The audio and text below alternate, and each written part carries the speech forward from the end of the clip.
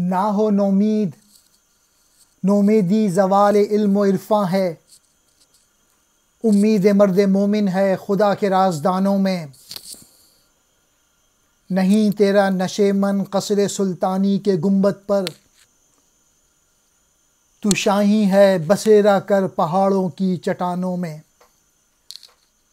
علامہ اقبال کہہ رہے ہیں چاہے جتنے ہی خراب حالات ہوں، کتنے ہی ناسازگار حالات ہوں، کتنی ہی مایوسی ہو، مایوس نہ ہونا، نا امید نہ ہونا، پازیٹیو رہنا، اچھا سوچنا۔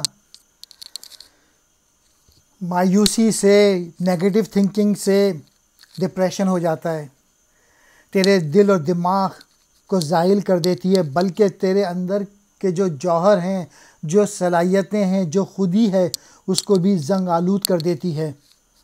مومن کی تو شان یہ ہے کہ وہ امید کا دامن کبھی ہاتھ سے نہ چھوڑے اور مسلسل اس امید سے کوشش کرتا رہے کہ وہ اللہ کے رازدانوں میں سے ہے۔ اور آخری شعر میں اقبال کہہ رہے ہیں نوجوانوں، تمہارا ٹھکانہ جو ہے وہ بادشاہی محل کے گنبد پر نہیں، یعنی امیروں کی صحبت میں بیٹھنے میں نہیں، اور جو وزیر اعظم ہیں یا جو پاورفل لوگ ہیں ان کے ساتھ بیٹھنے میں نہیں۔ جاؤ اور پہاڑوں کی چٹانوں پہ بسر کرو زندگی، یعنی محنت کرو، اسٹرگل کرو، مشکلات میں زندگی گزارو۔